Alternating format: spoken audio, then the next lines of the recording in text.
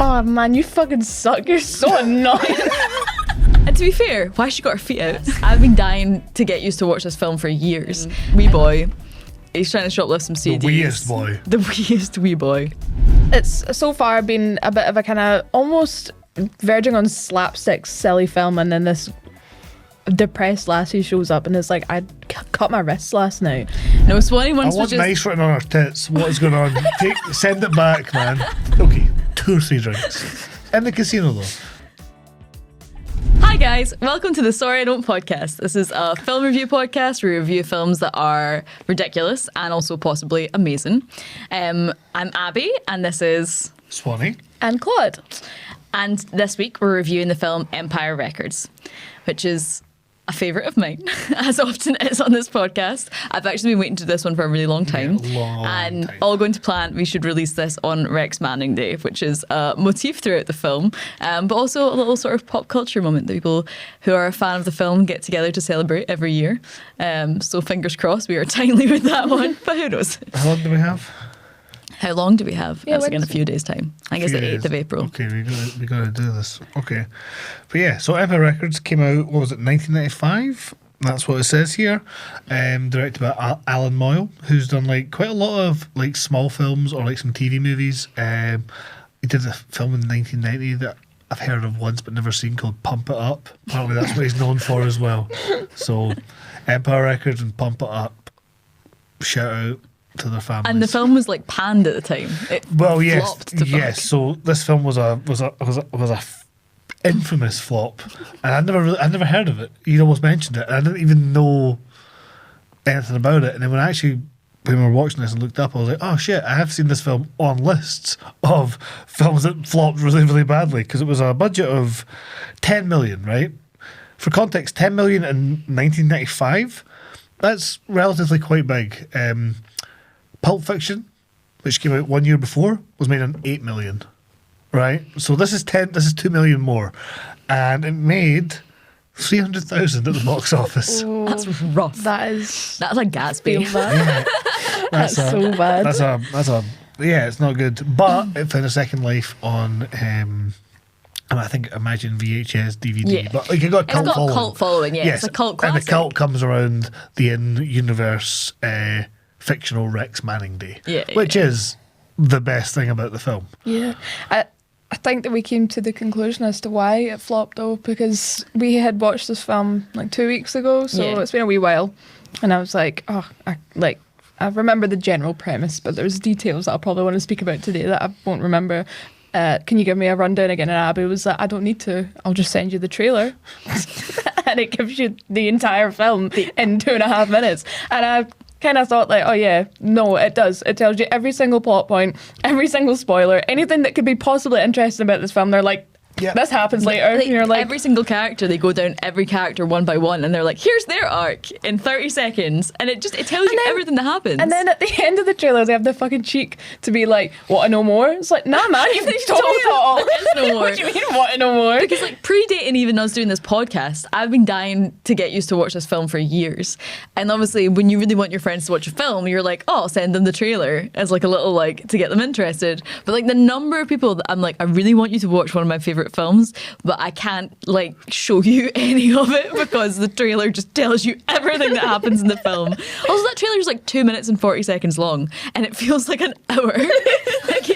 That's why it flopped. Yeah, that's probably why it trailer flopped. fucked it. They went too far. They're like, oh, maybe it'll be if we make it too vague, they might not see it. So let's be too explicit and ruin it. Aye. And also, it makes the film seem kind of lame. It really does. It takes all the worst parts of the film out, and then it just is like, this is what it is, and you're like, no, it's better than that. But no, I saw this film for the first time. My dad showed me it, and he was like, this is one of the best films ever. And I think I maybe was about like 15 or something like that at the time, and I was like, okay. And I watched it, and I was like, yeah, this film rocks. But yeah, I watched this. I thought it was really cool, and then I was telling everyone, you know, in my 20s, I was like, this is one of the best films ever. This is so good. And because I kept being like, oh, I'm going to watch this film soon with these people, I put off watching it. And then it got to the point where I was like, I've been going on about how great this film is for like the last 8 years. I have actually not seen it since I was a teenager. So I really hope it is still good. So I watched it with Sophie like the week before we watched it because I was like, Right. I really want to make sure that this is as good as I remember it. And it hasn't disappointed. Like, it's ridiculous and so stupid. Yeah. But I think like that's always been why I loved it. Yeah. It's insane. The Yeah. film is insane. It's very hard to follow, but Yeah. it's a bit, it's Yeah. good. Okay, before we go into the plot rundown, bit of housekeeping. I've just come back from holiday. I come bearing gifts. I've excellent. waited until now to dish these out on the podcast. So I've come back from the south of France, Nice, very lovely cultured town, known for many things. Seaside holidays. There's some skiing going on there. Boats. It's right next to Monaco, so lots of stuff going on. So Claude, I've brought you some lovely soaps Uh-huh. Because you need a fucking wash. from the region. So that's the Not most funny. you know, what's the word I'm going to use? Civilized of the gifts. Yeah, they're lovely. Yeah, nice, Nice lovely soaps. Oh, they smell nice. Swanee, for you, a book that I found in the street. Yes. I don't know what it is because it's in French, but I found this on the pavement. There you go. The Magnificat.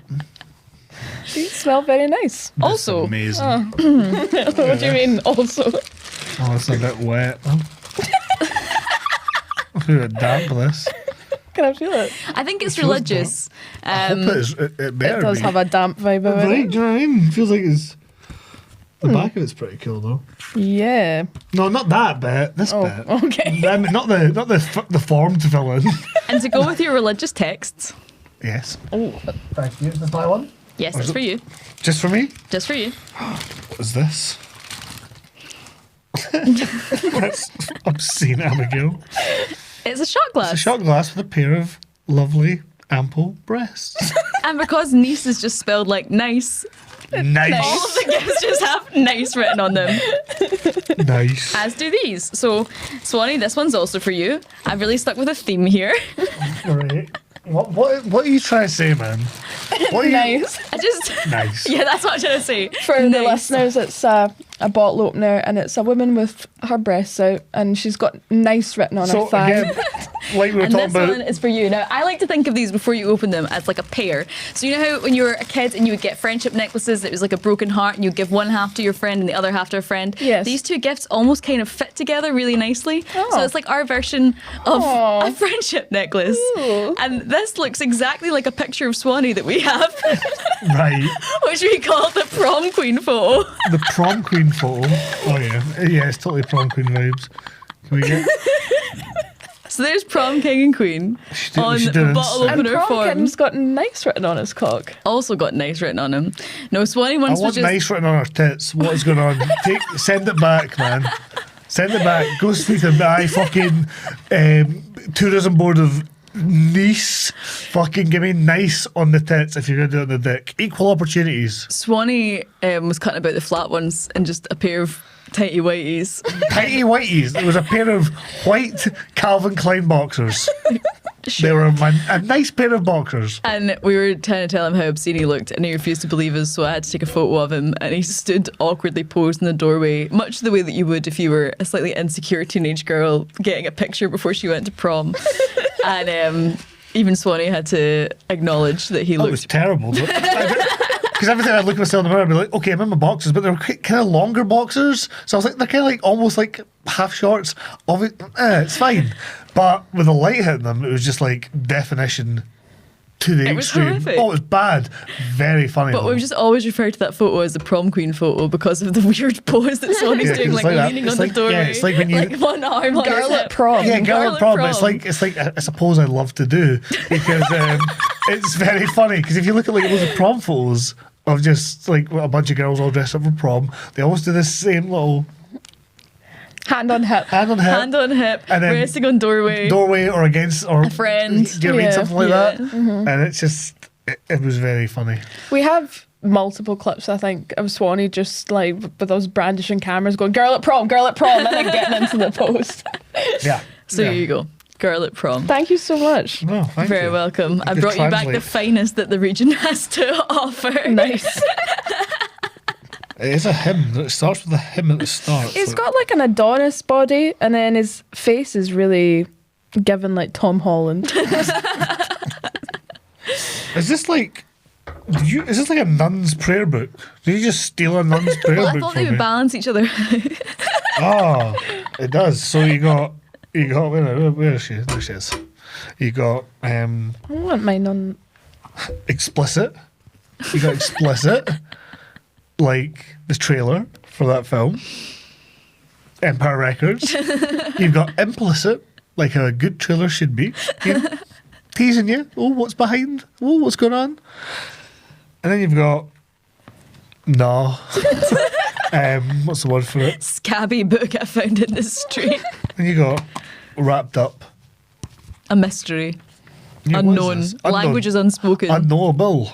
Well, not unknowable. It's French. It's one of the most widely spoken languages in the world. It's not like you found me a tome in like an ancient language.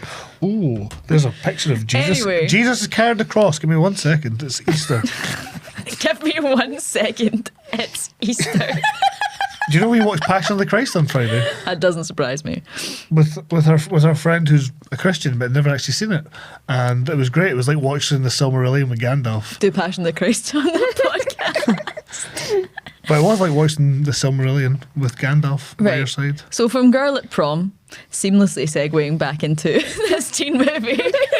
Yeah, I'll put down Christ. And Okay. we'll take up the titties. No, that's unfortunate. So Empire Records is a record store. It's where all the main characters work, and basically the whole movie plays out over like a sort of 24-hour period. So we start off the night before.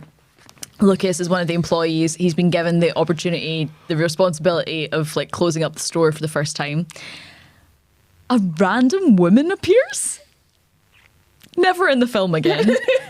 This sort of blonde, done-up woman is like, she's like complaining about like something to like her husband leaving her or her kids. I don't know. She's got some random drama going on in her life that we just never return to. She demands to be let into the store even though it's closed. She kind of flirts with this guy. And then she says something, I wish I had it written down. This is probably where I should have had it written down.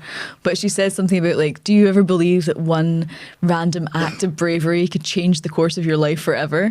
And so Lucas is like, sure. And in the office of Empire Records, he finds evidence that they're going to sell the store and it's going to become part of this this franchise called Music Town, which obviously goes against everything that these like 90s rockers believe in. And he finds the money in the vault. There's $9,000 there, and he drives off to Atlantic City and bets the money away and loses it, and has to return the next day empty-handed. And he's just like talking to the camera the whole time. Yeah. He's being very like the big man. And like there's a woman at the casino who's flirting with him because he first bets the money and he doubles it, but he knows he needs more money to save the record store. So he's like, right, I'm going to bet all the money that I've just won. I'm going to roll the dice again. And he loses. But this woman walks up to him and she's like, you look like sex. Yeah. What? The extra, like the one-line speaking parts in this film are very. They're a lot. They're a lot. They're heavy-handed. Because you have that woman there at the same time. Is that a thing? Because I'm sure we reviewed a film before where someone said something along the lines of like, you are sex. Is that like a thing that people say that we're just Maybe not aware in of? like the I mean, 90s in America? Maybe I don't know. It's very ironic that the whole premise of this film is built on the fact that some idiot bet a significant amount of money that a kind of risky venture would be successful, and then the film flopped significantly. Yeah, right. There's a deep irony there. Absolutely right. But no, what I was saying was just about those extras. You got you got her, but you've also got at the same time. I think before he makes his final bet, he wins slightly bigger, and he says something back, and then this random extra goes, "Hey, party." And it's just like, what? Who are you, man? Just Like, like yeah, They're very written- NPC vibes, Yeah, aren't they? yeah, They've got yeah. 2 lines of dialogue that they just have on. Party. This woman is like all over him. You Like are she's basically sex. wrapped around him entirely. And then when he loses the money, she's like, "Ugh, you used to be hot." Like the entire interaction of them meeting has been captured in 30 seconds. And that she just immediately loses interest in him. But this is how I kind of think that Swanee thinks going to the casino will be like at the end of a night out? Excuse you? Yes. It will be like that. What do you Like the think? casino on Knows? I Sauchiehall know. Street is not going to be the same as stumbling into a bar in Atlantic City and betting $9,000 on a whim. You getting your wee 2 pence together in Sauchiehall Street No. at 6 o'clock in the morning. That wasn't the issue. The issue was I had no money. Because my phone was dead, so I couldn't take money out or use it on things. So I remember being steaming. Oh, man. With these Your random. own. Oh no! I'd been brought in by From the group of people you were out with, you were the only one that yes, went only to I the was that casino. group, but I was with 2 random guys. I forget their name. So you were on your own. No, I was with these guys. I forgot. I've met them twice before, and then every time they take me to the casino, and it's a strange vibe. But we went, and I couldn't play anything, so I was going to be getting drinks bought for me, just going around going, "Hey, has anyone got a charger? Or can we got an iPhone charger at this casino?"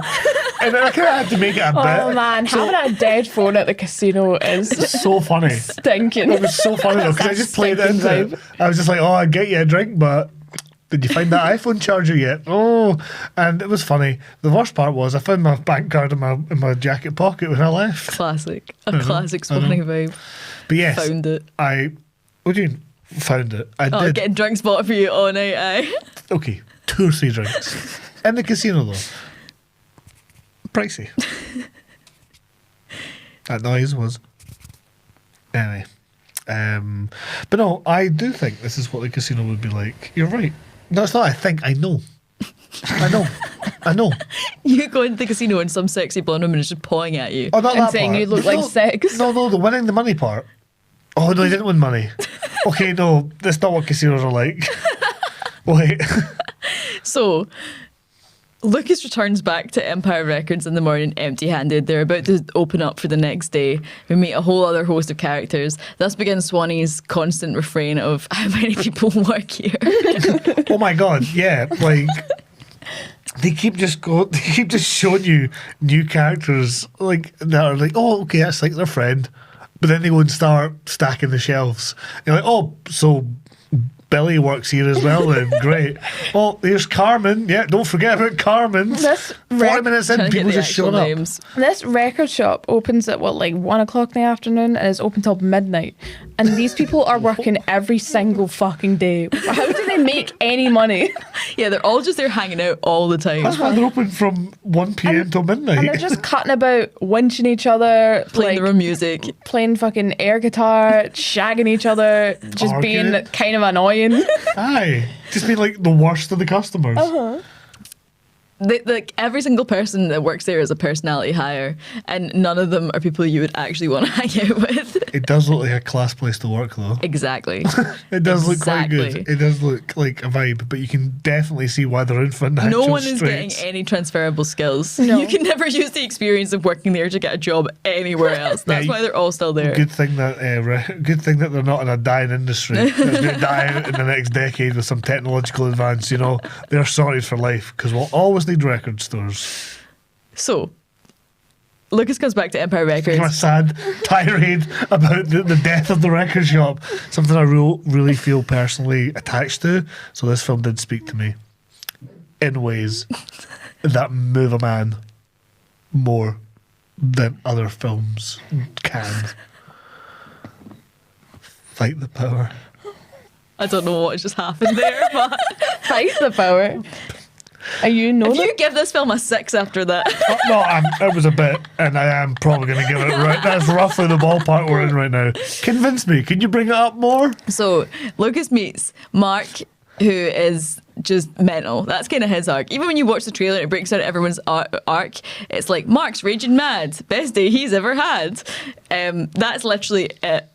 He's just cutting about being mental all the time? in his own wee world. Just being loud, just being like Which one? He's just vibing out. wacky, goofy guy. What is this one that's like screaming at the Yeah, stuff, and he's like a bit of a sex pest He by just the seems end? like he's just on something constintly. Yeah.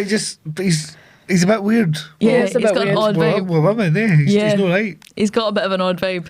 I didn't like him. And AJ, who I've come dressed as today, apparently, who's like this kind of like, I think he's maybe left school for a couple of years. He's kind of a nice guy, but he works there and he doesn't really seem to have much more ambition than that. And Lucas is just like talking in riddles to everyone now, which I didn't realize until like later on in the movie when everyone's like, oh man, you're being really weird today. I assumed that was just his personality. Wait, it's not? Well, they kind of make an allusion later on to being like, why are you being so weird and talking so weird today? So I think he's somehow like traumatized from losing the money and fucking everything. So he's not like that. He isn't, because he acts like, he looks like Roy Orbison or something like that, and he just kind of actually. So that's new? Yeah, that's new, apparently. But it gets mentioned in like one line of dialogue, and I've seen this film loads, and I had never noticed it before then. And I'm like, why are people not more concerned? So what was he like this before? guy's just Monologue. not making any sense. He's just monologuing these sad riddles. So like, what the fuck? he's like basically told them that he's like went to Atlantic City and he's lost loads of money, and then their manager Joe comes in, and Joe's like, yeah, this kind of cool guy who just looks constantly stressed, but he's hired a bunch of teenagers who can't do any work, so like that's probably why.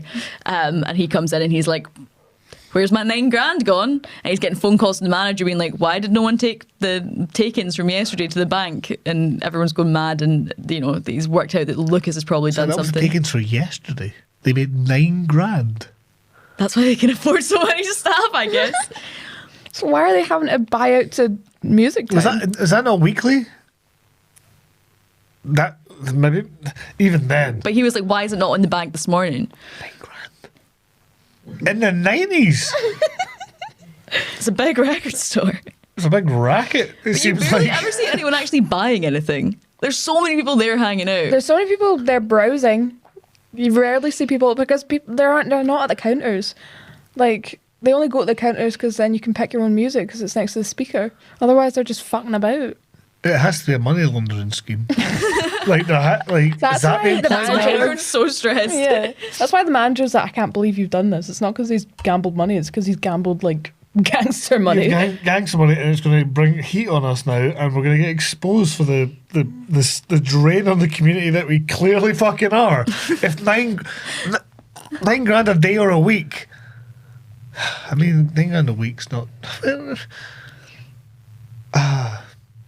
a lot of money. It's a lot of money. So the idea is, it then turns out that the $9,000 that he took and bet is equal to the $9,000 that the manager Joe was going to put in to buy the store, like to become a partner and save it from being turned into a music town. So instead of trying to save the store, what he's really just done is like, fuck it for everyone. So now it's definitely going to become a music town. So he's been put on the naughty step. He's told to sit on the couch and not move. And he basically just is like really arsey to everyone. And like, he's like, you know, like he's like, oh, Joe, it's going to be okay. And Joe's like, why do you think that? And he's like, I don't know. Why does anyone think anything? It's just not being helpful at all. Yeah. Why has this guy not been fired on the spot? I know, so like obviously it transpires throughout the film that this guy, Joe, the manager, is a lovely guy who can see the potential in these like troubled teens with cookie crazy personalities.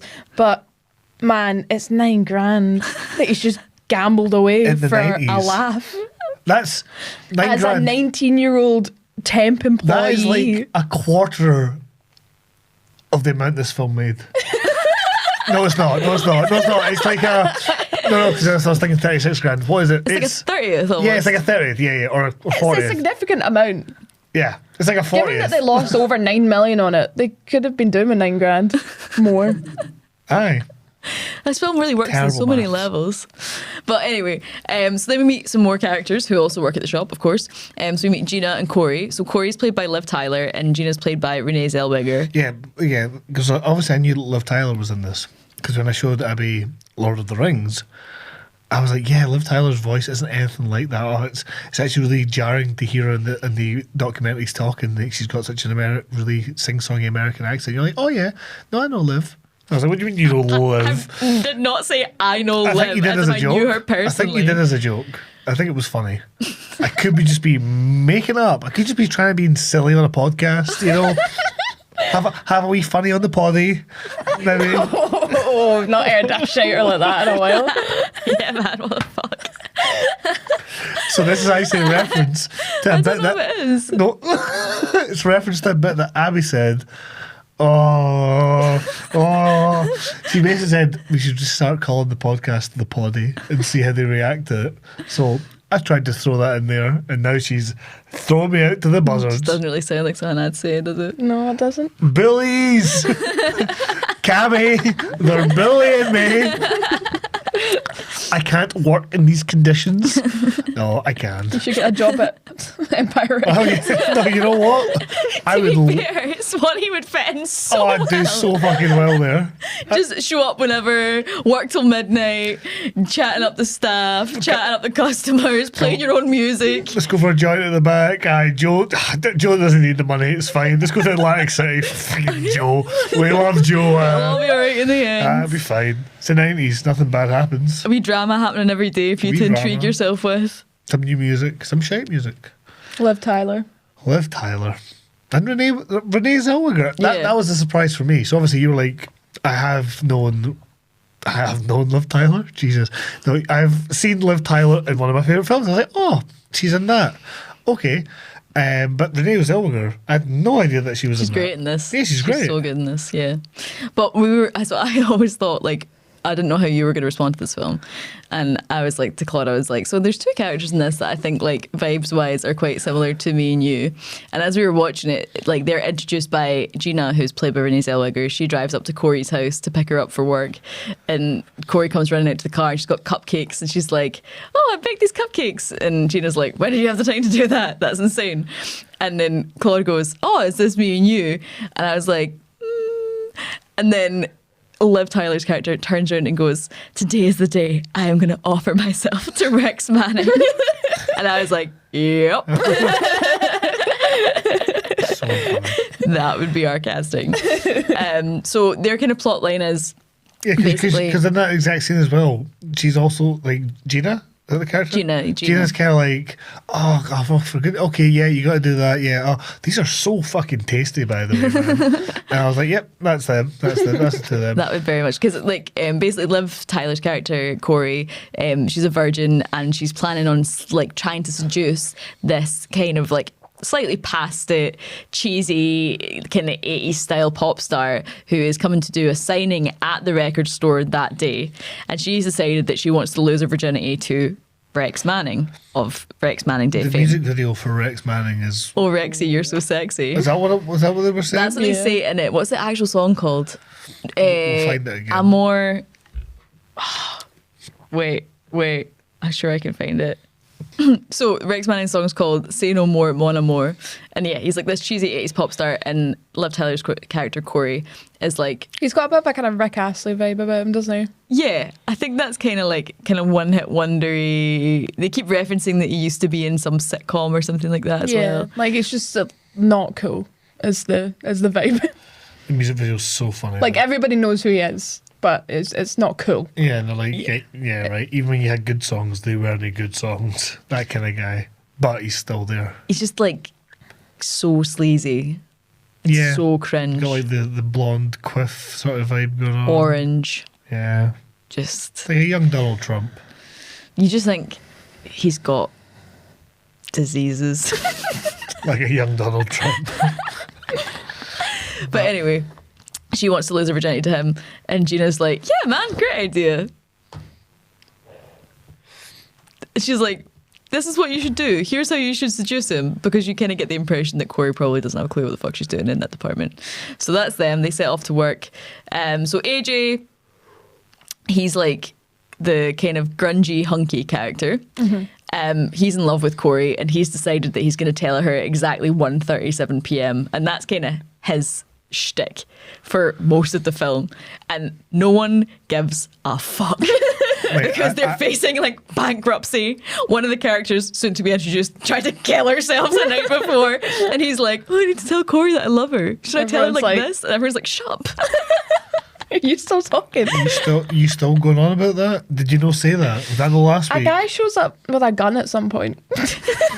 A guy shows up like a gun. Fuck that. Corey's just like, AJ's like, should I tell Corey I love her? All Corey does in this, AJ, it's so annoying that she's got a boy's name because I keep getting them mixed up, but all AJ does in this movie is whinge about when he's going to tell Liv Corey Tyler. that he loves her and glue 10 pences to the floor Yep, that's his whole thing. That's his whole thing. Sometimes he draws pictures of Liv Tyler in his wee sketchbook and goes, oh, I wish I had the confidence to go to art school.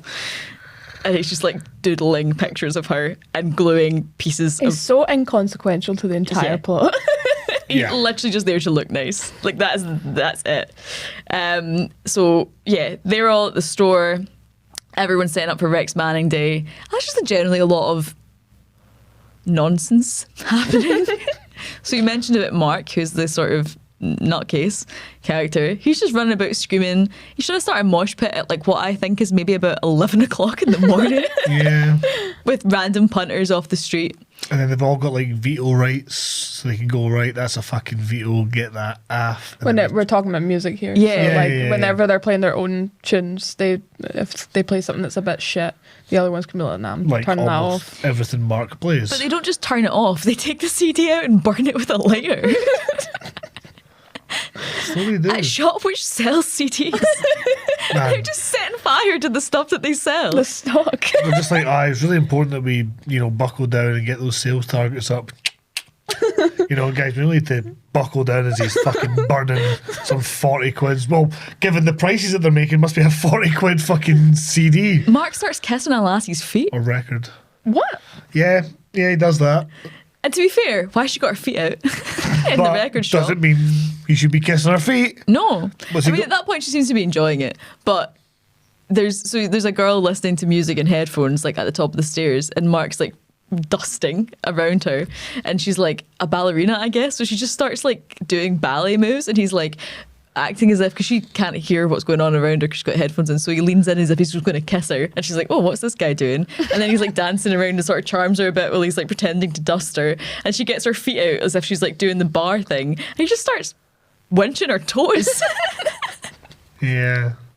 I thought Mark wasn't right at that point. Mark's whole character is just a bit like, why is this here? What's this for? Because it's not even comic relief, because there's just a slight eeriness about everything that he does. Yeah, it's like he's gonna date something. It's like every single time you're like, oh, cute. Ugh. Like literally there was one point, I can't remember what it is, he comes outside to do something, he's like just, fucking about, being a bit goofy, and you're like, oh, Cammy, that's like you. And then he immediately, at the corner of his eye, sees a mural of Madonna that's painted on the wall of the back of the record store, which one can only assume he sees every single day of his life, and is just suddenly taken by this and goes and like humps Madonna's face He does do for that. a bit to no one. He's completely alone in this Yeah, moment. no idea. And then we were all like, oh, that's not you, Cammy.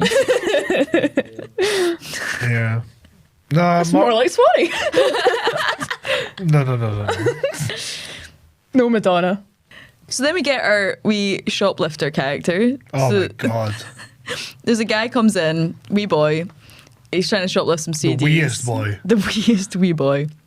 He's trying to shoplift some CDs. Lucas, who has literally lost $9,000 for the store, decides to, apprehend this young thief and just makes the biggest deal out of it possible. They're like shouting over the tannoy, like, there's a shoplifter, like chases him out into the Yeah, it's a street, prop- chases him it's around. a proper like action movie, Jason Bourne fucking leaping over balconies after the The guy guy. runs out of the front door and then just comes back in the back door. Yeah, He escapes he gets away with and all his stuff and just then just goes- comes back in. And just because Lucas pops out behind one car instead of just going, oh, I'll run down that street, he goes, gotta go back inside the shop. So he goes back inside the shop, running through it like, oh my god, where am I going to go? Let me go. It's like, mate, you were gone. You came back. Of course we're going to tackle you now. We thought it was done. We were raging at ourselves. Losing that money, 40 grand's worth, apparently, or however much your Also CDs were. CDs. How cool are these like rebellious funky teens that a shoplifter comes in and steals a couple CDs and they give a fuck? I know. Right? Well, I think that's the point. They give a fuck because they love the vibe. But the vibe doesn't seem like it should be making any money. So then why do you kick... Yeah, you're right. You know what? You've convinced me through my own words. So he then gets like arrested. I think they phoned the police, but the police haven't arrived to like They get don't him give a yet. fuck. So he's just like hanging out in the back room with What Lucas. city is this in, sorry? I don't know if it ever says. Is it LA? I don't think it's LA. I don't know. maybe it's unspecified, like deliberately unspecified. I'm gonna find out. I don't know. But basically, he's then just hanging. He's like one of the crew for the day. He does no less work than anyone else who works there. He's just in the back room making smart remarks, and that's all anyone else does anyway. So fair enough. And he tells them that his name's Warren Beatty, so they just refer to him as Warren throughout the film. And yeah, so he's in the back. We then meet Deb, who is the character who comes in, and she's like got a kind of emo-y, grungy vibe, and she walks in and she just immediately goes to the back room and shaves her head. At work. I mean, sure. You know, given what this place is doing, one guy's One guy's kissing feet. One guy's kissing humping feet. Madonna. One guy's stolen $9,000 and then tackled a wee boy and locked him in the room with you. You know, someone else is sticking like 10 cents on the floor.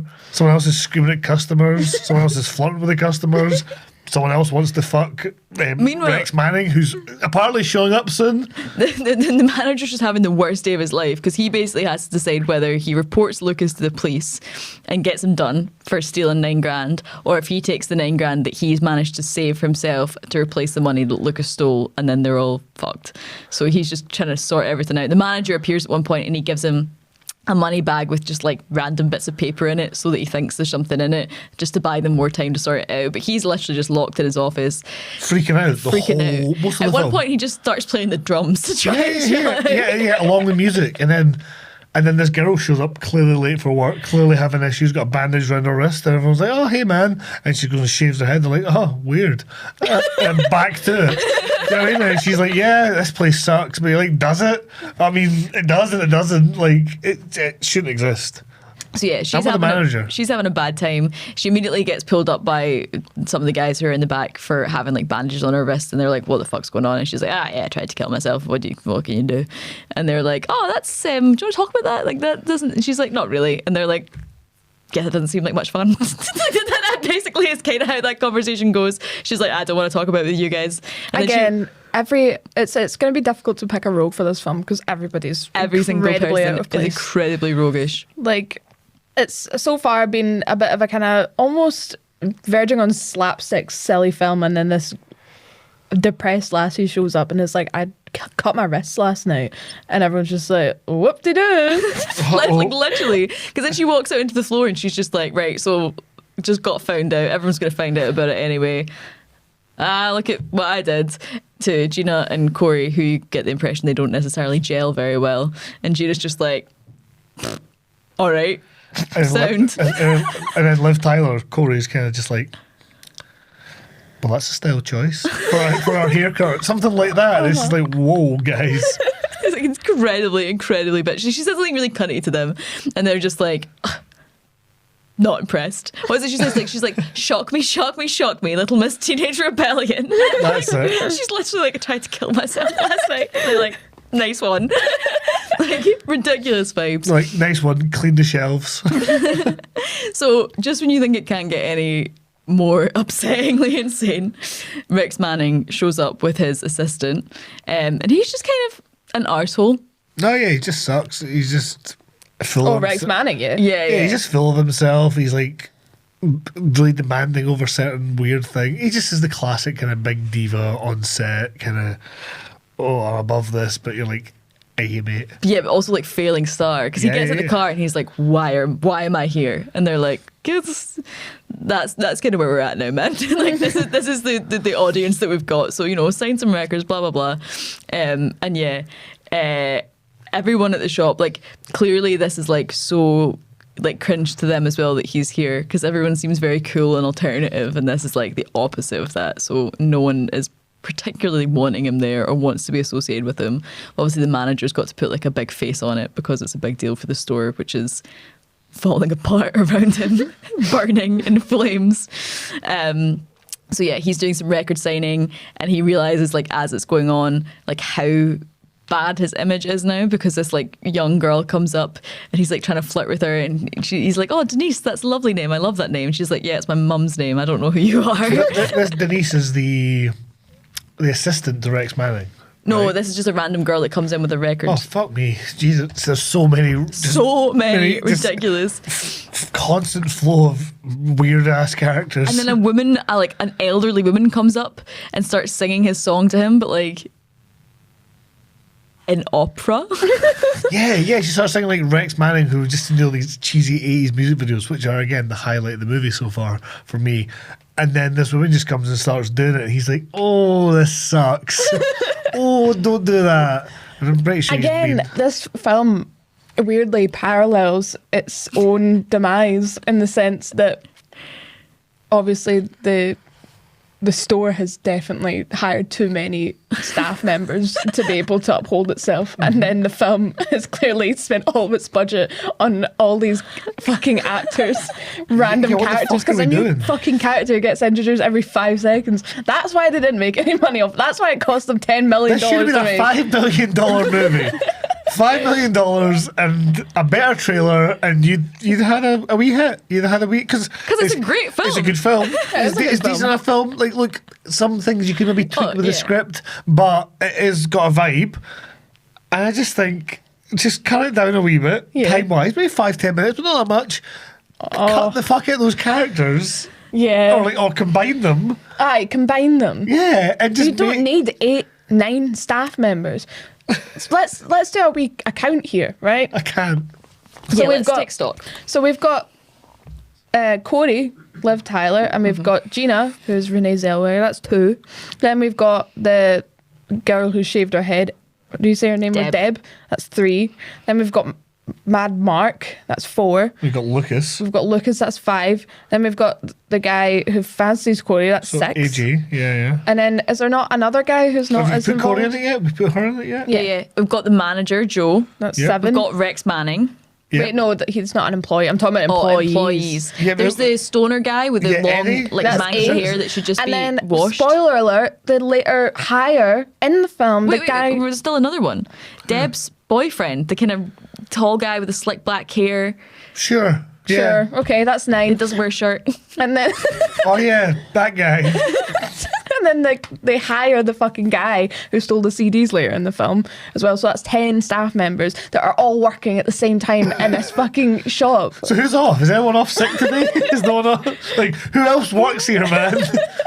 Who's in the basement? I honestly feel like we're still forgetting people who work there because that's also not to say that there aren't other people who work there. That's just who's on shift that day. Yeah, that's what I'm saying. And like there could be other people in the background even who work there that just mind their own fucking business and not get involved in the drama. And the actual owner or manager. The manager of the store, the kind of smarmy guy. Yeah. That's 11. That's 11. 11. And he must have an accountant. It's not that big. Does he?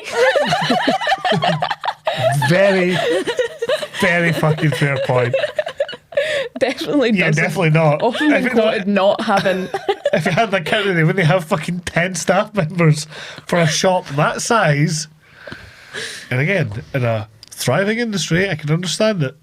I don't. Oh, it's great though. It's very, very fun. But again, 5. 5. 5 and then the 2 management guys. There you go. So Rex Manning is Liv Tyler's character, Corey. She's like, right, I need to take Rex's lunch. This is how I'm going to seduce him. And Gina's getting her ready. She's like letting her this like sexy red bra to put on. And she's determined she's going to take Rex's lunch. She screams at Joe, who just does not care. Like Joe is trying so hard to keep everything else together. Well, a business. And she takes him his lunch. Now, I watched this film with you guys on the DVD copy that I have. I watched the film with Sophie, like we rented it off at Amazon, and I was so confused because I was like, did I invent this in my head from when I watched it before? But basically how this plays out is she goes to take him his lunch. She's trying to be all flirty and like kind of coy, and he's like not interested. He just wants to eat his lunch. And then she's like, oh, I saw you in that sitcom or that TV show when I was a kid. And he's like, oh, you would have just been a baby then. And she's like, yeah, but I'm not a baby now. And she strips off to reveal her really sexy red bra and the most unattractive pair of white pants that I've ever seen on screen. Like, it's just so roguish, this underwear set choice, because you would think like matching underwear for a start, a pair of red pants. It's like literally like Bridget Jones pants, which is like funny Yeah. because obviously Renee Gina Girl at let her prom live. pants. It's girl at prom pants. It's literally, Right. it's nice pants. It's nice pants. She's wearing nice She's- pants. Nice pants. But yeah. And he then is like, oh, well, fine, fair enough. And he gets out the salad cream that he was going to have with his salad, I assume. And he shakes it and he's like, oh, I hope you like the taste of salad cream, and goes as if he's going to like squirt it on himself. So they've cut that out of the scene in the Amazon version of the film. Corey just like freaks out basically and is like, oh, and like so embarrassed of herself, like starts to shove her clothes back on and runs out like half dressed, like putting her clothes back on. See, I still don't understand what happened here. So I don't know whether the implication is that he actually wanted her to like perform a sexual act on him with the aid of salad cream. Does he not like undo his belt He as well? undoes his belt and he starts to pull his boxers down and, he he's goes, like, oh, hope you like the salad cream. Is he trying to humiliate I don't know her? whether Is he he's trying to be- humiliate her by being like, I'm not interested in you, like, and it's just like a brush off kind of thing, or if he actually is implying that he wants her to do that. Either way, I can see why she would get upset, because that's obviously not like, we're gonna if do- you want to, like, if you're like building up to this and you're like, oh, I'm 17 and I want to lose my virginity to this pop star I've always idolized, probably not like how you would want that to go. No. Totally. But it is weirdly vague as to what his intentions were in that scene. Yeah. And then also watching it with that bit cut out on Amazon, Sophie was like, what just happened? Because like the kind of punchline of the scene is just gone. And also I've seen a lot of films from the 90s and the 80s and stuff like that have things that really haven't aged well. But I feel like even the film itself at the time was like, this is not good. Yeah. So it's like kind of weird that that's been edited out when I've seen so many other films and stuff like that. Yeah, It was but like worse much stuff in it. worse But stuff didn't in it work it. out? It's because you've got like the extended cut. No, so that's always been in the film. Right, okay. Quite famously gets quoted as something that's kind of quite gross. But like, yeah, like when I rented it on Amazon, that clip, like that, like 20 seconds or whatever, is just gone. Which like it's very weird. That is odd. So she gets rejected by Rex Manning. She does. She gets rejected by Rex Manning, and she's like commiserating. Oh, so she gets rejected by Rex Manning, and at this point, AJ, hunky, grungy guy, is like, now I'm going to tell Corey that I'm in love with her. Perfect timing, man. Get out of the film. We do not need you in this film, man. Doesn't go well. He's like, course I have not. to talk to you about something really important. And she's crying, and she's like, not right now. And He's like, yeah, but it has to be okay. right now. It has to be 1:37 p.m. and just feelings. And she's just like, I hate men. she's like, this is a bad time to talk to me about anything, because I'm very upset about. She literally, because he's like, I love you, and she's like, yeah, I just tried to have sex with Rex Manning. Unsuccessfully. So, no. No, man. No, they're not. Can't do this right now. What the fuck? And so he's like, what? Oh, what? Like, Oh, my God. screw this up. It's like, Oh. you approached her while she was crying. He's like putting her clothes back he's on. like slamming things away later. He's like, oh fuck, I just don't get women. It's like, man, I don't get you. What the fuck are you doing here? And then he just goes back to gluing pennies on the ground again. He does. Until Liv Tyler looks at him again. Literally, like, that's it. So obviously she's upset because she's just been rejected by this guy and humiliated, and then one of her best friends is like, I love you, and she's like, I can't deal with this right now. And then she goes to talk to Gina, her best friend, about it, and Gina's like, buck up, it'll be fine, you'll get the next one. And for some reason she just unleashes all her rage on Gina, and she's like, well, I'm not a slut like you, so I don't need to do that. And Yeah, Gina's she's just like, if you hadn't given me that red bra, like, I could have just been myself and maybe it would have worked, but I just came across like a slag to him, and she's a bit like, You call me a slag? And she's like, yes, you are a slag. You are slugging it about here, man. It's minging. And then Gina's like, Gina's done fuck all wrong, by the way. Gina, she's just being a supportive and friend. then Liv is like, Justice for Gina, man. yeah, justice for Gina. And Liv is literally just like, well, you know what? You're minging. You're fucking rotten. I don't like being around you. I can't wait to go to Harvard. Rubs that in her face and then just leaves. So Gina's like, well, fuck you. Oh yeah, also earlier, completely overshadowed by, the fact that she wants to sleep with this pop star, she gets into Harvard. Yeah. Yeah. So Gina goes, well, fuck you, and decides to go and fuck Rex Manning. Yeah. Which, Fair you know, enough. justice for Gina. Is that okay? I mean, It's not okay maybe for Rex to sleep with her because she's like 17. Yeah, of course. That's already questioned. Like, we know that that's wrong. Rex is a Ronin. our pal just came up and was like, You're a she's like, slut. oh, listen, man, don't worry, next one will do. It'll be all right. And then she's like, you're a slut. So absolutely, go And fuck somehow Rex. this is your fault. Yeah, go fuck Rex Manning. Go. Well, maybe not Rex Manning, but But like, I feel like she's quite justified in trying to get yes. Corey back because there's no reason for Corey to have made this her problem. Yeah. All she's trying to do is be nice and helpful.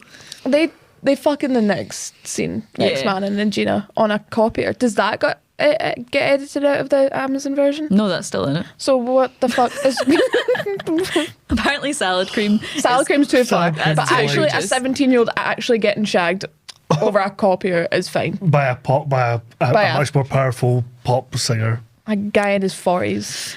Meanwhile, Odd.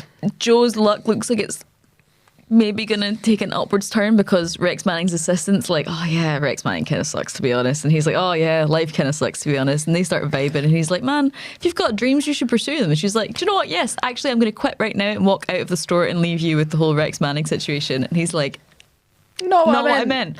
So another problem onto Another Joe's plot plate. line. Another character with a fucking issue that's going to annoy our lovely Joe. Although we keep calling him Lovely Joe. He is just looking sour-faced the whole film. And Fair fucks, I man. get it. But I'd have liked a happier Joe. I'm not going to lie. See the way that Joe looks sometimes? That's how I felt when I was running the Drama Society. That makes complete sense. Every time, every day, I'd be like, right, okay, I need to deal with this problem. And then someone would be like, me and my boyfriend broke up and now I want to die. And I'd be like, okay. Empire Records would have been a very good play to do at uni. It would and it wouldn't. Because yeah. people would start being like, oh, life imitates art. Play becomes reality. I'm going to just make this my life now. Actually, in some ways, it could have been the That'd be worst. class. That'd be a lot of fun. This is exactly why. I'd have played Rex Manning. I'd have been Rex Manning. Joe's having a nightmare. He walks out. Corey's like composed herself. She comes back in. She's like, "Where's Gina? Where's Rex?" And then they come out and they've obviously been having sex. And she just starts going mental, like properly mental. Her and Gina end up in a screaming match. And then, like, I guess maybe in the two scenes before, post trying to shag Rex Manning, before now, which is like 3 minutes, I think, of screen time. You see her like popping pills of some description. Oh yeah, shit! They had another plot line in it. Like, literally. So Corey's popping pills.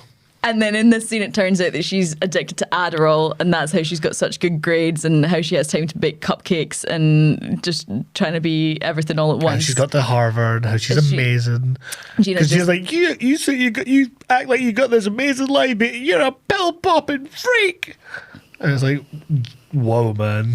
And Gina knocks her pills everywhere, and Corey has a psychotic break. Starts screaming, trying to fight everyone. Oh, yeah. She has to be restrained by 5 people on the shop floor. Yeah. Meanwhile, Joe's People are like, still shopping. I'm like on the run from the police. I'm down $9,000. I've got a pop star who's just like had sex with one of my underage employees. This was meant to be the thing that was going to bring the store back. I've got people out here waiting to meet Rex Manning, but he's stormed off in a huff because he's just been huckled out by a bunch of teenage boys who are like, you can't shag my pal. She's in high school. Then this lassie's just like now has an addiction and she's had a meltdown and like literally took 5 people to restrain her. She was like punching cardboard cutouts and Rex Manning and tearing up displays and things. And then Deb's trying to kill herself and she's walking about being like, trying to kill myself, everyone. And he's just like, well, I can't take it anymore. And then I think that's when the stoner guy shows up for work. Like, I'm pretty sure that's when the guy, and we're like, oh, there's another fucking guy. He's like, yeah, oh, Rex Manning sucks. Like, where have you been? And why are you here now? Go home. This is why this place really should be a music town, because Yes. it's completely out of control. That's the real. Oh, I don't believe in franchises, support small businesses and everything, but Joe doesn't have anything under control. No. Yeah, no one gets fired. Nobody gets Here's another gets thing. threatened with getting Joe, fired. hire maybe one adult.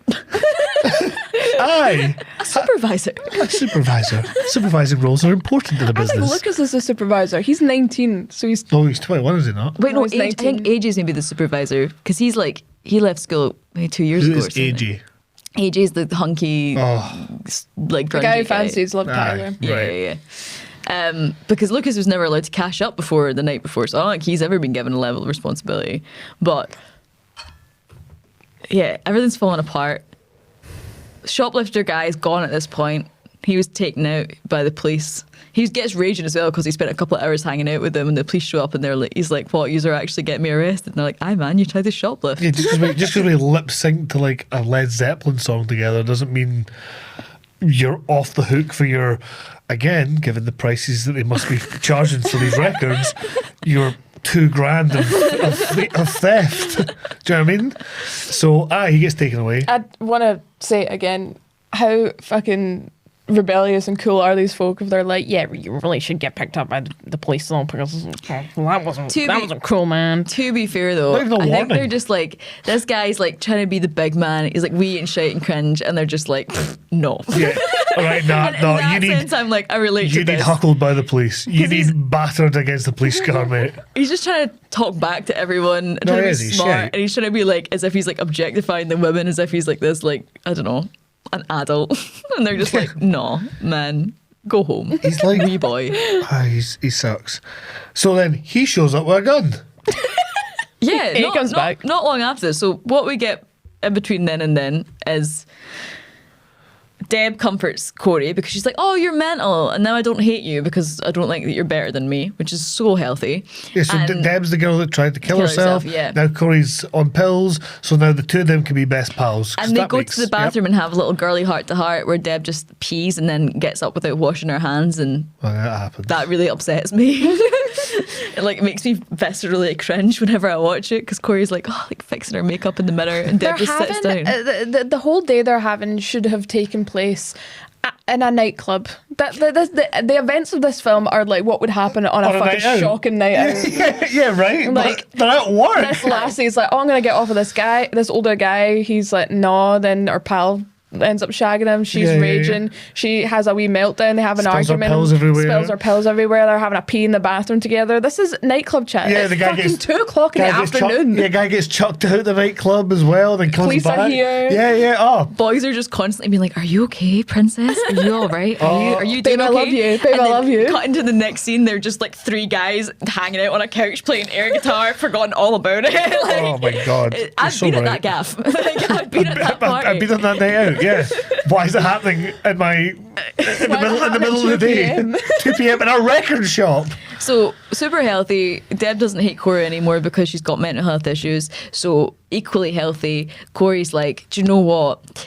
I'm going to do a really nice thing back for Deb because she wanted to kill herself. I'm going to show her what it would be like if she was dead because people would be sad. So she holds a fake funeral for Deb. She hands out like flyers and they have like, she lies in this little bed and they've got candles all around her and she makes everyone like give a eulogy. And then in classic London Abbey fashion, Corey was trying to be like, yeah, Deb's really nice. I wish I got to know her better. She seems quite sound. Really miss Gina. Wish we hadn't fell out. She's so cool and she's my best friend. And then Gina walks in and she's like, you're my best friend. And then they just like are like, oh, anyway, sorry, Deb. Don't need to be your pal anymore. We've made up now. Forgotten all about this. And yeah, that's like most of the film plot. Yeah. We get to the point where Lucas has been rumbled. The manager knows that the cash is gone. He's like, It's not Joe, the actual the owner. actual owner, who's this kind of like, Yeah, he brilliant. inherited it from his dad, sort of like, you know, really. The guy that's he's a fucked suit. it. He's a suit. He's a suit and he's left it to these fucking jackals, these cowboys to run his store. And yeah, that's They what fucked happened. it. Very hands off, I guess, apart from about the money and stuff. But like, how No, great you would about, be, you would how be great if I was about raking business- in $9,000 a day. You couldn't be hands. Even a rich guy would be like $9,000 a fucking day in a record store. in a fucking record shop in the 90s. Like, fuck yeah, man. Must be a week. It has to be weekly. He's like, you're done, you're cooked. It's going to be a music town. You fucked it. Warren comes in with a gun. The shoplifter Yeah. comes back with a gun. Just this wee boy with a gun. It starts firing it. Yeah, it's like At people. proper, At at people. people up in the air going, I just want me fucking money. You. I just want me. You're like, mate, you are 12 and what is happening? Deb, who's just convinced everyone that she's no longer suicidal, is like, I'll handle this. like walks up to the wee boy with a gun and is like, "Oh, shoot me." You're like, yeah, clearly okay. Clearly she's doing well. Glad that fake funeral had all the expected effects of helping someone with suicidal ideation not want to kill themselves anymore. Fantastic. And she somehow gets the gun off him, and then obviously the police show up and they're like, well, this time clearly we are going to have to arrest him. And they're like talking about how he'll probably do something. It turned out there was just blanks in the gun, and like, yeah, he'll probably do time for a bit. But they're all commiserating. No, did they not say, nah, we can't really charge him with much? So yeah, they say we can't really charge him with much. You can. Then But he thought it was a real gun. Yeah, if you go into a shop with like blank and fire it, you can still get done for something. go into a shop with a fake gun, even if you don't fire it. Yeah. But no, if you especially still- fire it to create fear, then that's like a whole other level, which is why in Prison Break, that's why he fires the gun to get into the prison, because he knows it'll take him to max security prison. So I've always known that. So this wee boy's, he should be gone up the road to Barlinnie. Get him in, get him locked up. There's a wee breakdown where he's like, I just want to work here. Yeah.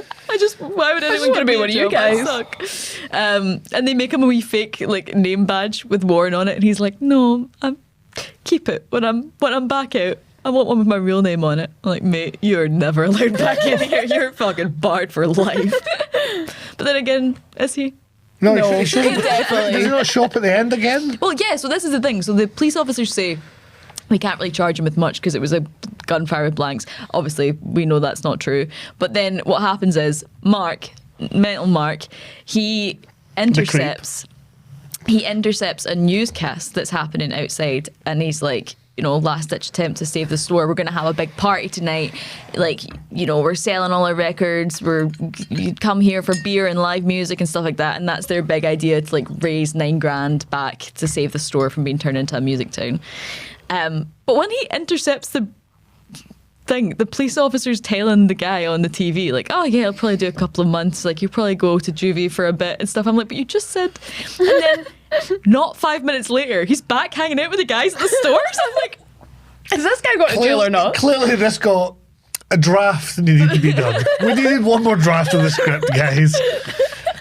Clearly we didn't get that.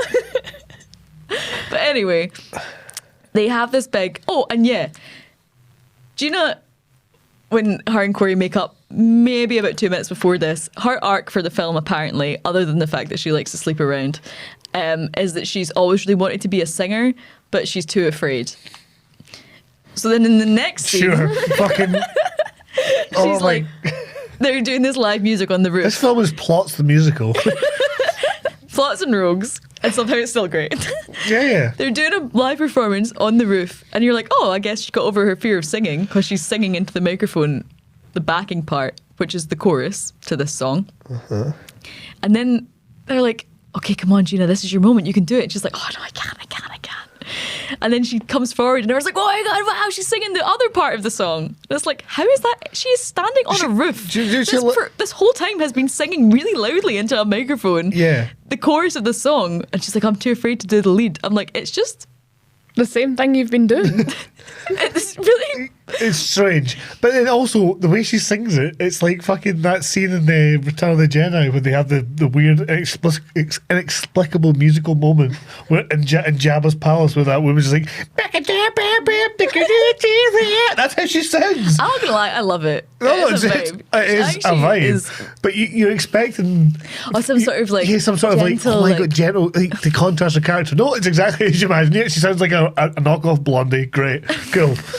But as I say, the scene from Return of the Jedi, absolutely. When we watch that film, Abby, you'll see what I mean. Okay, I'm excited.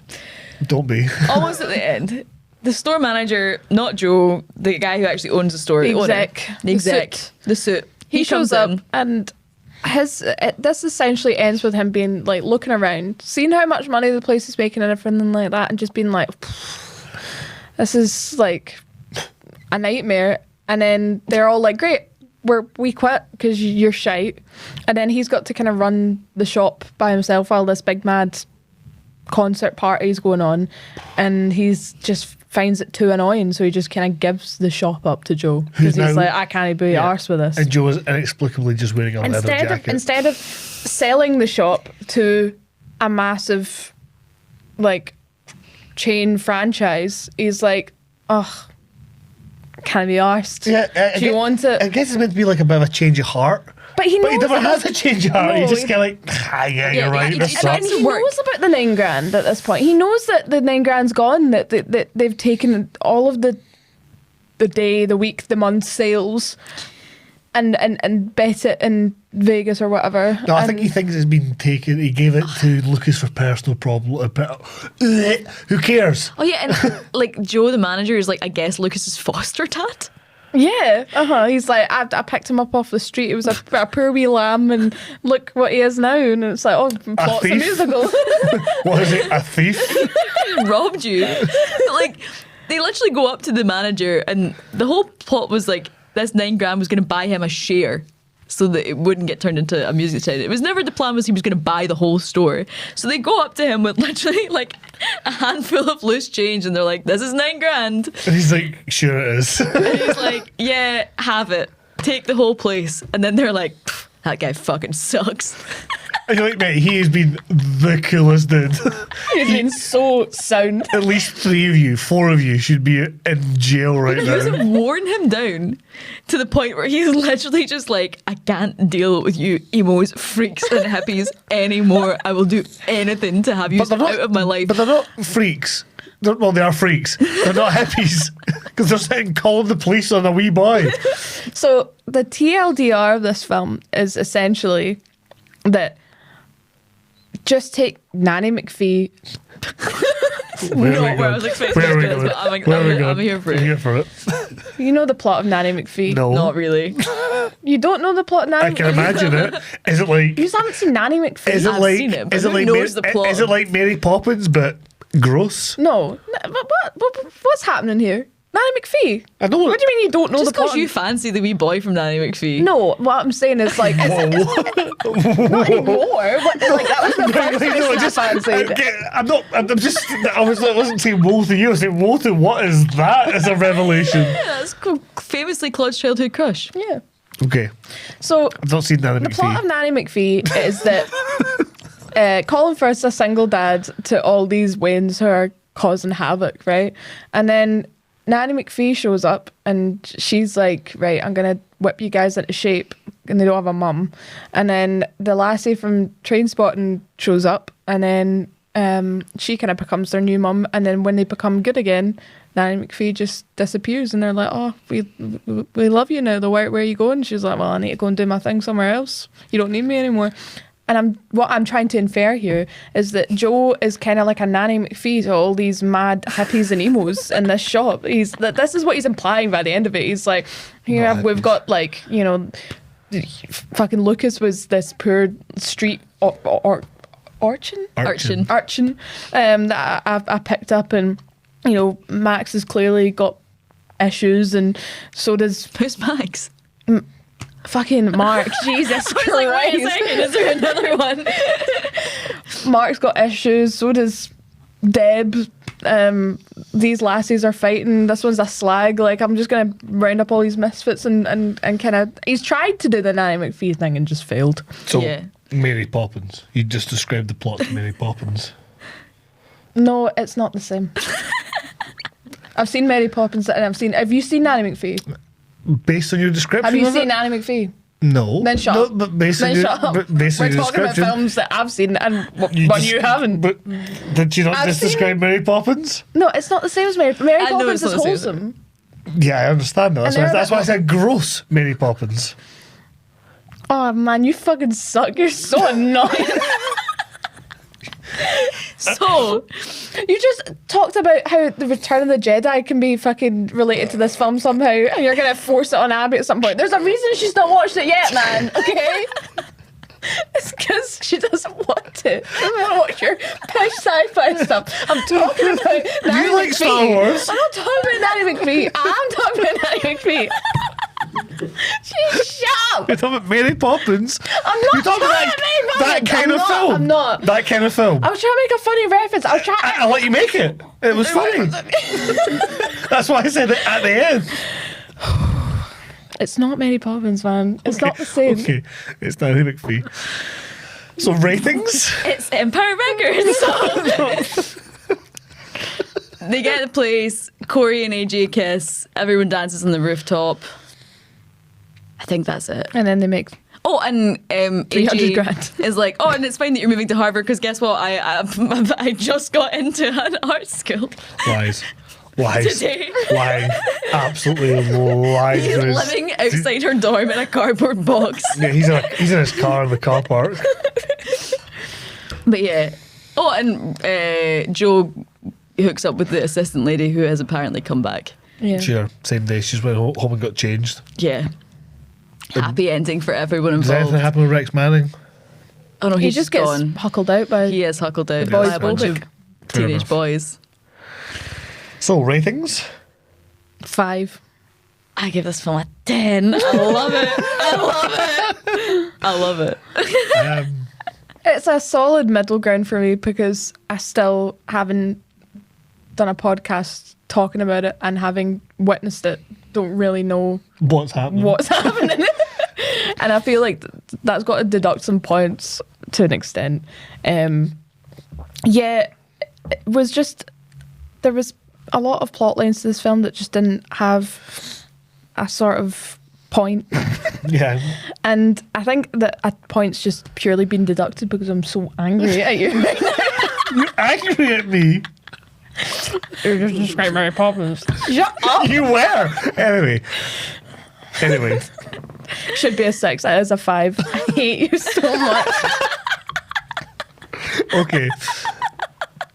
I'm gonna give it a 6.5. We don't do points. All right, a 6. Look, I could see it building up to a 7 in my head, but It could be a good film. I mean, it is alright. It just needs polishing. It needed a final edit. I agree. It is kind of part of the charm, and I think more I watch it, I will get more into that. It's got I've seen this vibes. film maybe about 20 times. Yeah. So I think it's got that kind of vibe to it, but It does have vibes to it. yeah. I'm close to giving it a 5 because on paper a lot of it is okay. It's good, it's bad, whatever. But the Rex Manning stuff's great. The little charm of how ridiculous this is. Soundtrack's good, and just like, just the vibe is. I'm just it's like, I so watch it and I'm silly. like, oh, despite everything we've just said for the last, I've spat everywhere, everything that we've just said for the last however long we've talked about this for, I want to be there. Oh yeah. I don't want to be any of these characters, but I want to hang out there and then go home at the end of the day. Yeah. But I'm like, I want to live inside this film and just vibe. I want to be one of the girls getting out of a truck at the end for the party who's just like, woo, beer, records. Yeah, that would Who be are these fun. people? I want to just be in the I world. would of not this want to film. be in the shop during the day. It would make me Overstimmed. see if I came into the shop and like Mark was screaming and like Corey was crying and there was a teenage girl getting fucked in the copy room and I'm just trying to buy records. It would make me want to go home and have a shower and like maybe go on a run or something and never kind of go out again. Also, even the customers, at one point they go through those little booths. You used to have little booths with the headphones and like music you could play. Like one girl's like sobbing in the fetal position listening to the Carpenters, and then there's just a couple having sex and the one next to her. Oh yeah, I forgot about that. Like everyone's at a 10 in this. Yeah. It's fucking Sodom and Gomorrah over there. Have you ever Fucking get been- that bought over by Music Town, Have you please. ever been on a night out or like not even a night out? Have you ever just been about and you see like folk that you know and they're getting like trashed on like a Tuesday and you're just like, ooh, and it makes you feel because you know you've been that before. It's not like a Yeah. judging thing where you're like, ugh, couldn't be me because you know it's been you and you're like, that can't be me again. No you know, way. that's what it would be like to be in that shop during the day. Still think about her every day. The woman, and not that she took off clothes to reveal this, but just the woman who was not a student, much older, on a random Tuesday in Dusk in the middle of summer. Dusk is a nightclub in Stirling that we used to go to all the time. So it's like maybe 10 people there. Mm-hmm. And she just was wearing really ill-fitting blue skinny jeans and a tan sports bra. And that was her outfit. And it was not like she's taken off her top and she's got a sports bra on, like, woo. Like, and That it was her wasn't like fit. it was like a beige crop top. It was like a legitimate sports bra. And like that was her fit for the night. And honestly, I kind of respect it. Yeah. See, I thought you were going to go down the plot of the people who were fucking in Dust that No, day. I thought she was going to talk about the person who was getting fingered on the staircase that time. Oh, that was Fubar. But less Sterling said. was it? Sterling was fun. Sterling was a place. But yeah, so I give this a 10 because I fucking love this film, and when I was a teenager and like 15 or whatever, I was like, oh, I really want my life to be like this when I'm 18, and it obviously wasn't. And then looking back, I'm like, oh, I'm so sad I'm not a teenager anymore. But also at the same time, it makes me so glad I never have to be a teenager again, because it's essentially like it's Rogues the musical, it's Hormones the musical, Plots the musical. It's just, and it's not even a musical. It's not even a musical. There you go. That sums it up. It's all these things, the musical, but it's not a musical. The Rogue. Yeah, so Rogue is obviously the character that's the most roguish, the most kind of out there. Obviously, obvious choice is Rex Manning, just for the whole vibe around him and everything. I think it either has to be Rex Manning or Warren. Yeah, the wee boy who shows up with a gun. He annoys me too much, though. I know, but he is really... Yeah, he's more roguish than Rex Manning. Yeah. I don't know, because it's like Rex Manning is so roguish because of probably honestly more the song than anything else. Yeah. I'm not saying that Music the video is music video very is worse roguish. than the having sex with underage girls. I just mean within his role in the film, Yeah. he's set up to kind of do that because that's the whole plot. Yeah. So it's not roguish when Him that coming out happens. with that music video is pretty roguish. Roguish. Warren showing up with a gun at the end. Pretty roguish. Yeah. I mean, it roguish. really doesn't fit with what I thought was going to happen, No, not at all. which is in keeping with... So is it Rex Manning or is it Warren? Oh, I think that Rex Manning fit into his archetype Yeah, no, too he does. well. He does. He you does. know, But I just so it's not out of place. Whereas a wee boy showing up and stealing some CDs and then come back with a gun is pretty out there. And then That's my begging for a argument. job by the end. Yeah, then begging about and getting one. Yeah. That's pretty roguish. No, I just. Yeah. Whereas like And washed up pop star shagging like an underage lassie is not that. No, I know. You know, do you know what I mean? That's my argument. I totally agree. I just think that the whole conception of Rex Manning is a very roguish thing to put into a film script. I also agree with But that. within the world of the film, maybe your call, Abby. your call. I still rather Rex. I would vote. I'm probably going to go with Warren on this one. Yeah. I think I came into this thinking it had to be Rex Manning just because of how iconic like Rex Manning is and how well remembered he is as a character. But ultimately, It might be Warren might be the rogue. That's Yeah. the thing is, his name's not even Warren. That is pretty roguish. Yeah, fuck it. He's got it. Wee boy's got it. Nice. Hate him. Least Lovely. favourite rogue. Also, the film was set in Delaware. Delaware? Yeah. That did not look like Delaware. Do you know what What's Delaware Delaware looks look like? It's not like sunny and like There's street actually- party there's vibes. It's right I don't by, think. It's right by the sea because my friends Oh, is have it? just mum dad have just I'm moved thinking there. of somewhere else. So that's where Joe Biden's from. Delaware's a place to be, I guess, in the 90s. It's called the first colony or the first state. Sometimes. Great. So, Next week. Back to me. No, me. Chili Mad was yours. So, Swanee, what's your pick going to be next week? Timely. Do I go for Dune? The original 1984 Dune. Yeah? Well, let's think about this. I don't really know that much about it, so fair enough. It's a ridiculous movie. It is. Well, we'll talk about this after. Let's finish off the podcast. Anyway, thank you so much for joining us for Rogues the Musical that wasn't a musical, Empire Records. We will be back at some point with a film which will be Swanee's choice to be Yay. decided at some point in the future. Thank you so much for listening. Thank you for listening. Bye. Bye. Bye. I thought you were about to hit me there.